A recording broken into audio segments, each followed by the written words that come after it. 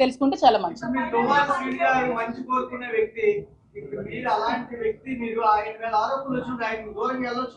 నేను ఇప్పుడు దూరంగానే ఉన్నానండి. వాళ్ళ ఫ్యామిలీ కావాలంటే కలవమానండి. అతను అదే అంటున్నాను కదా, ఆవిడకి ఏమైనా సమస్యలు ఉంటే వాళ్ళ హస్బెండ్ తో కూర్చొని తెలుసుకోమనండి, పిల్లలకి అతనికి. నన్ను మాత్రం లాగొద్దు అని చెప్తున్నాను. నేను ఇది చెప్పడానికి వచ్చాను. నన్ను బయటకి లాగొద్దు. నిజంగా ఆవిడకి హస్బెండ్ తో కలవాలనిపిస్తే హస్బెండ్ తో కలవమానండి, హస్బెండ్ తో మాట్లాడుకోమనండి, పిల్లల్ని హస్బెండ్ తో కలవమానండి. అది వాళ్ళ లైఫ్, వాళ్ళ ఫ్యామిలీ మ్యాటర్, నాకు సంబంధం లేని విషయం.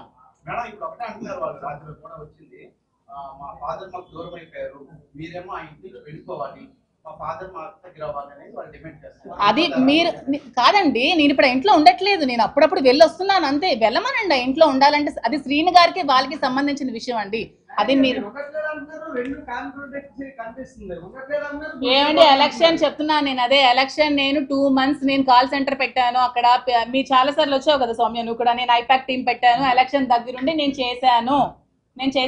ఎలక్షన్ దగ్గరుండి చేశాను. నేను అక్కడ ఉన్నాను, ఎవరు అడిగినా చెప్తారు నేను ఉన్నాను. ఎలక్షన్ దగ్గరుండి చేశాను. ఫైనాన్షియల్ గా నా డబ్బులు నేను ఖర్చు